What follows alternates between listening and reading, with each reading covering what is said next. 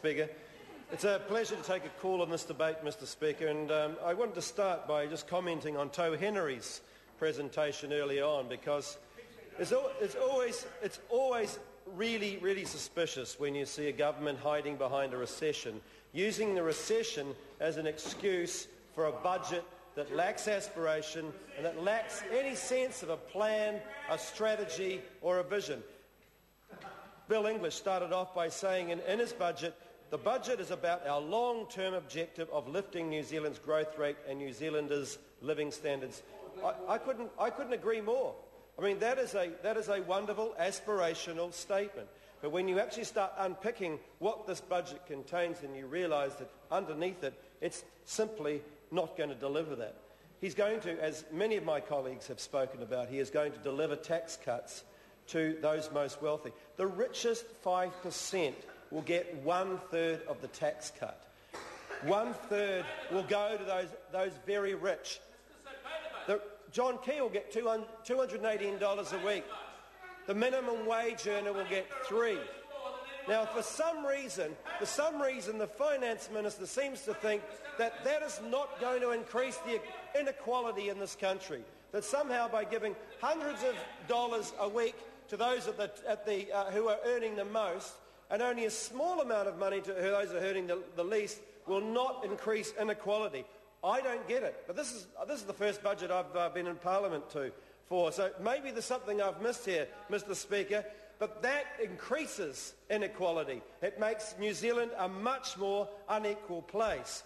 The big sleight of hand here is that there's the tax credits that went, the tax breaks that were going to go to the middle income earners. But you know, those middle income earners, they get $20 a week extra. Might get $20 a week extra. But what do? They pay 2.5% more in GST, and of course that's only just meant to be a temporary thing, just the one time. But it stays up there, doesn't it? It stays up there, Mr. Quinn, because at 2.5% of GST goes up, nothing ever comes down the next year. It stays up there. They have to pay increased power prices. They pay increase in tobacco prices, the increase in ACC prices, the increase in early childhood prices and costs. And I've been around to 3 or 4 of the early childhood education centres in my electorate in the last week, and they all tell me exactly the same thing, that the parents and that are coming and sending their kids to that early childhood education centre will be paying more, and many of them will be dropping out and not sending their kids there anymore. That's because we're going to have an inflation rate of 5.9%. Now, what's that inflation rate done? The inflation rate has pushed up interest rates. We're about to see interest rates rise. Now, we're one of the only countries in the OECD that have had interest rate hikes in the last few years. One of the only few interest rates. Whereabouts have they? In the US, Europe, all of those countries have not had interest rate hikes. So wages might be predicted to rise by 2.5%, but they are going to be undercut by the amount of money, or by the little amount of money that people are going to get in their hands. They're going to be overwhelmingly they'll be paying more taxes, more costs, more inflation, more on their home loans, more on the ACC, and they're going to get 2.5%. And if you happen to live in Auckland, there's a bill of about $500 that's coming for you to pay for an Auckland City, a new Auckland City that they don't even want. So the people in my electorate, the ratepayers in my electorate, will be paying more. $200 million is going to be what it costs to pay for the super city. You divide that by the number of ratepayers out there, it's about $500 each. So you ask anybody on the streets whether they're going to be better off or worse off, and they know really well they're going to be worse off. That's what we hear. That's what's in the polling. And I can guarantee that the government's polling is no different from our polling. They know that this is a huge swindle, and we'll be going backwards. But this budget has been touted as the thing that's going to stop people crossing across the Tasman to live in Australia. People don't cross the Tasman, as my colleague Grant Robinson said. They don't go across the Tasman because the tax rate is marginally lower. They go over there because they've got better jobs and better wages. And what do they find? What do you find when you go across to Australia now? What are you going to find on the 1st of October when you go over there? You're going to say, my God, it's cheap here. It's really cheap in Australia. Why? Because they're only paying 10% GST. We're paying 15%. What's that going to do to the average person? They're going to say, I might move here because this is actually a whole lot cheaper. This is going to increase the flow across the Tasman, not actually reduce it. And as if we're not going to get closer to Australia, what did the finance minister do straight after the budget? One day after the budget, he said, let's see what we can do with Kiwi Bank. Let's flog off Kiwi Bank. Let's flog off some shares on Kiwi Bank. This man wants to rename Kiwi Bank. He wants to rename Kiwi Bank Koala Bank.